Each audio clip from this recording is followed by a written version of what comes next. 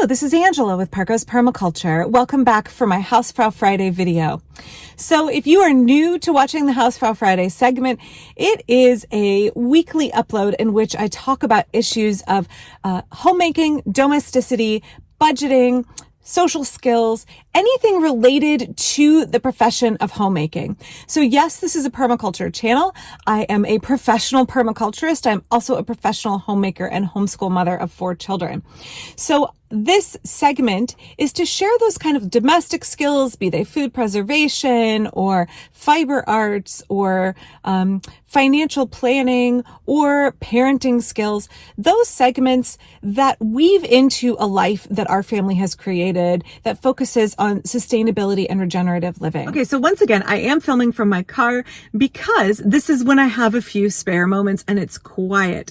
My boys are playing on the playground and I wanted to share today a little bit about kind of the financial thinking for our family. Now, obviously this overlaps with permaculture really well. Everybody has to worry about budgeting and finances, but typically in a home with a homemaker, that kind of fiscal responsibility falls onto the manager of the home, whoever they may be. And so for me, understanding budgeting, understanding financial literacy, and figuring out how I want to orient the way that I interact with finances has been really, really critical for myself as a homemaker.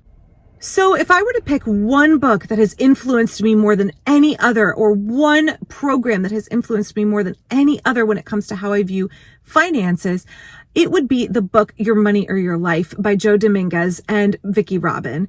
It is a book I read when I was 18 years old and has since been updated, I think, multiple times. So for my 18th birthday, I got this book, Your Money or Your Life. I will say that I was raised in a family where I was taught a large measure of self-denial, and that was not that fun as a kid, but it really has paid dividends as an adult because I was raised that we don't buy anything on credit. If you put something on your credit card, you pay it off at the end of the month. You do not buy things that you have not saved for. And if you see something that you want, you need to practice self-denial and delayed gratification. You need to think about whether that item that you want is something that you really need.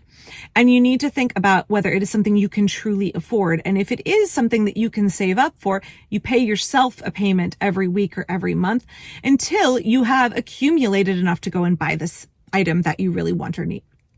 Now, it takes a huge amount of privilege to be able to do that. We don't have any debt except our mortgage, but in the past, we've had quite a bit of medical debt. When you live in a culture where there are very few safety nets, when you live in a culture like America with a very expensive healthcare system and often very poor health coverage, when you live in a system where when you lose your job, there are very few supports for you, it's really easy to say, buy used and save the difference, or whatever it is that the Duggars say. It's very easy to say, just be frugal and budget and everything will be fine. We found that's absolutely not true. You can have unanticipated, very expensive things happen in your life, be it a job loss, be it a huge medical bill. All kinds of things can befall you. So I don't want to, in this video, make it sound like if you plan really well, everything is going to work out great for you. And folks who struggle financially, it's because they didn't plan.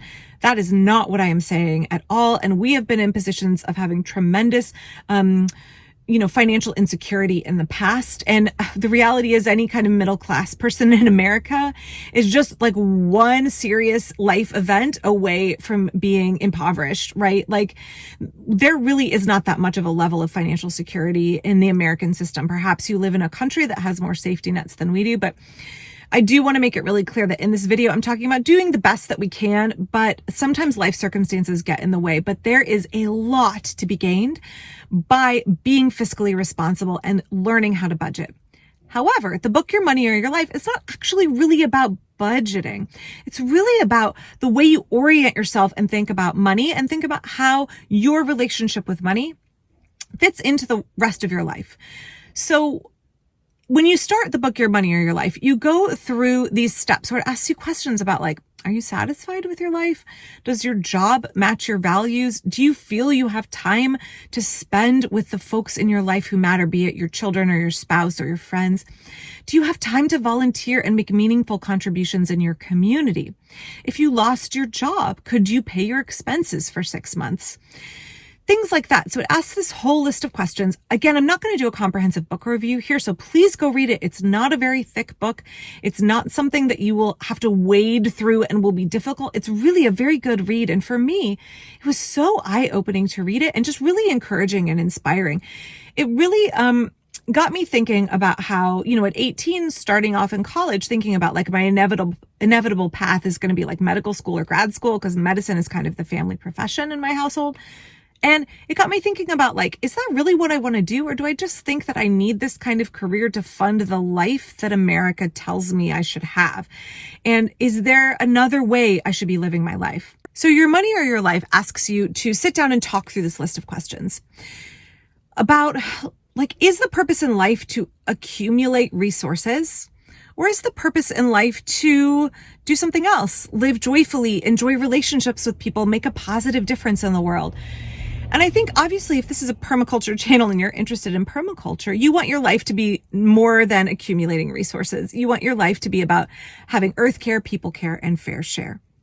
And so for me, having just embraced permaculture and learning about Your Money or Your Life at the same time, like that was just a great conjunction of like all of these kind of philosophies and ideologies coming into my life because they fit so neatly together.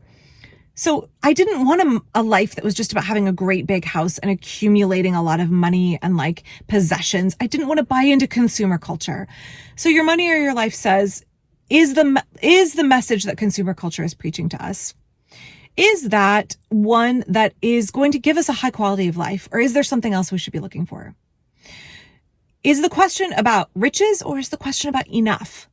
And the question of enough is really difficult in American culture. It might be difficult where you live too, because again, as I said earlier, we're just kind of like a hair's breadth from security to like really high insecurity. And so we really have to sit down and think like, is our culture driving this message of anxiety that like we have to accumulate, we have to hoard resources, we have to stack up resources, more and more and more stuff. And that will make us feel secure, but also like that will make us happy. And this book really validated some of my thoughts at the time. And as the years have gone on and I've checked back in with it, it's really continued to validate that like money can't buy happiness.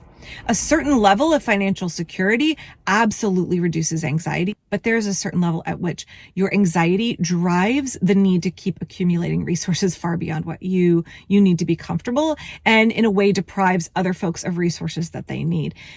So Your Money or Your Life asks you to view your paycheck not only in terms of how much you are bringing home. It asks you to view it in terms of life hours. How do you spend your life hours? Are you working a job that has a high salary and gives you a very comfortable life, but you're working 60, 70, 80 hours a week and you aren't having time to spend with your family or to volunteer or to engage in hobbies that you find meaningful? Are you not even spending that much time in your home because you're always working? Is the purpose of your life to work, or is it something else? And that really resonated with me. My father was a doctor. He was on call a lot. He was not particularly available. We had a comfortable upbringing. My siblings were in college when I was very little, and it often felt lonely at home because my dad was always working. My siblings weren't around. And I thought like, this is sort of the inevitable future in America. Like you have a job and you are just working, and you're never around to hang out with your family. You're never around to enjoy your hobbies. And I really didn't want that for my life. So Your Money or Your Life, really got me to think about how I want to spend my life hours. I only get this one wild life. There's this band Gunger that I really like, and they have this song, What Will You Do With Your One Wild Life? And I think about that a lot. So I have this one wild life. How do I want to spend my life hours? Do I want to spend them in an office, or do I want to spend them in another way? So this book is not about some kind of idealistic hippie notion of like, completely disengaging from earning a paycheck, completely winging it with your life and risking the financial stability of your family. So it is a balance between fiscal responsibility and when is enough enough.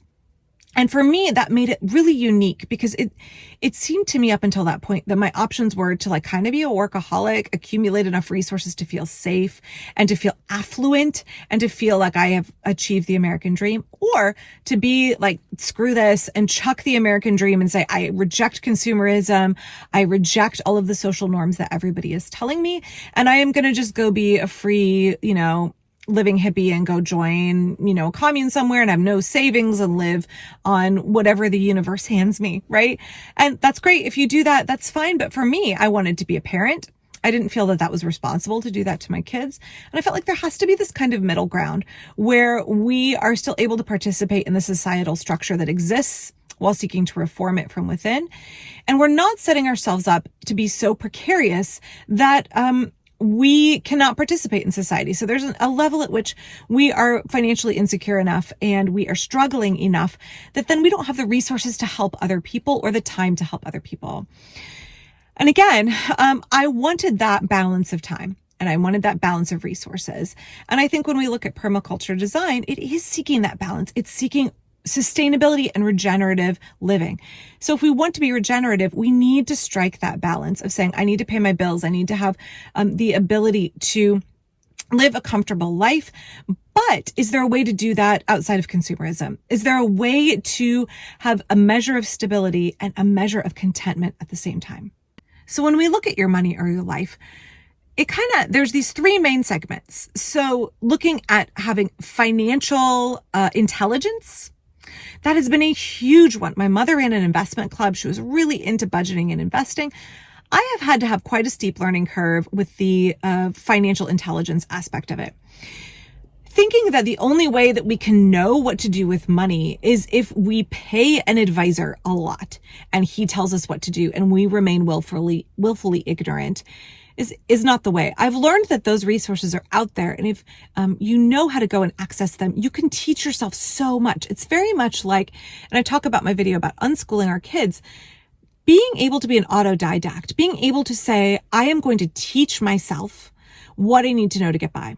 I'm going to spend my life hours building that financial intelligence so that I don't have to pay somebody else while I am willfully ignorant has been really key for me. Understanding how our monetary system works, understanding how investing works in this country, and being able to choose to invest in businesses that not only match up as best we can with our ethics and our values, but also are ones that are not going to be unfruitful for us as well. So financial intelligence.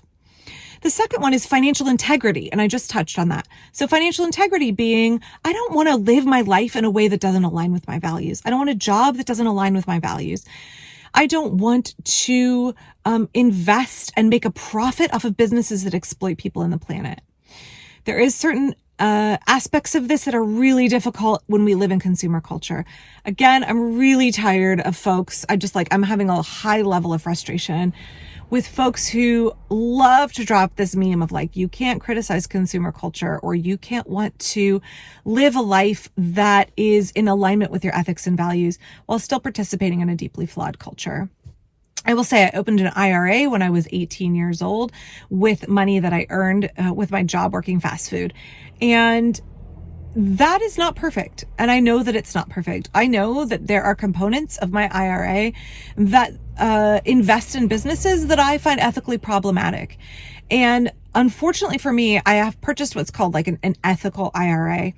One where it is better aligned with companies that are supposed to have workers' rights, that are supposed to have reduced impact on the planet.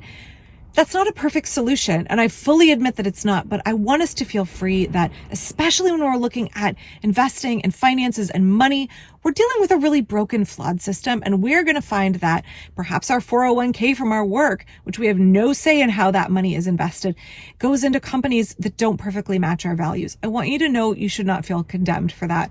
You can want to reform the system and yet still not have the tools and the ability and the capital to be able to make it work perfectly for you. And that is okay. You didn't create the system, but you have to function within it. So I'm really tired of the folks that are like, oh, well, you can't participate in this system and criticize it at all. Or if you aren't doing everything perfectly, like you just shouldn't be able to save for retirement. Don't buy into that. But I do think that element of financial integrity is really important. Not every job is one that we can feel ethical and okay embracing. And sometimes we have to take a job just for a paycheck, and that is okay. That's okay to have to do that. But we should also want more out of our careers. We should say, I deserve more out of life. And so does everybody else. And we should have a system in which you can work a job that supports your values, that you feel good about, that when you draw a paycheck, you can say, I have integrity in my work.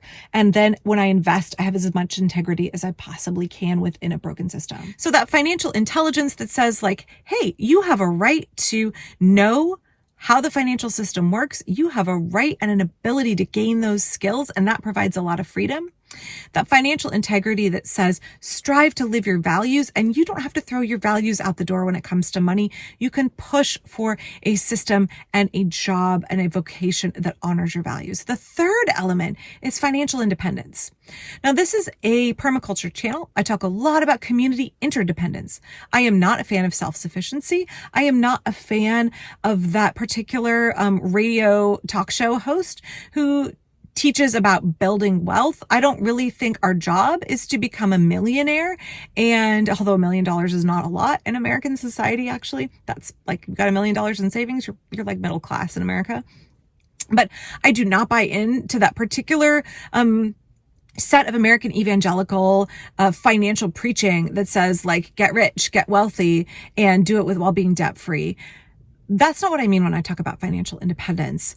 The kind of financial independence that Joe and Vicky talk about is the kind that says like, I am secure and I don't have to sign myself up to debt. I don't have to shackle myself with debt and be beholden to somebody else in order to make my life function. And I think that's really, really different. So saying that I can buffer myself against storms that may come in my life as much as possible by being financially responsible, by learning tools and skills, I can become financially independent to a point at which I don't have to take on debt and be beholden to somebody else. That's very different than saying I'm going to accumulate wealth and my goal is to get rich and get free of debt. Free of debt, great. But I don't necessarily think our goal as permaculturists and our goal as homemakers is to say we want to get rich. Those are very different things. So there's so much in this book. I could just like go on and on and on about your money or your life. So many important concepts and asking us to orient the way that we view money very differently from how our culture does. That affluence becomes affluenza very quick, right? It becomes a disease. It won't buy us happiness and it will actually erode our quality of life. That there's a threshold at which we have some measure of financial security that gives us the ability to be more content and to rest in our lives and enjoy our lives. And so your money or your life is finding that sweet spot where we have fiscal responsibility and the ability to have skills and knowledge that helps us navigate the financial system. But we don't spend our life hours beholden to consumerism, where we are not chasing more and more stuff. We are not chasing a longer work week to pay for our stuff. And we are not chasing the accumulation of resources to the detriment of others and to the planet.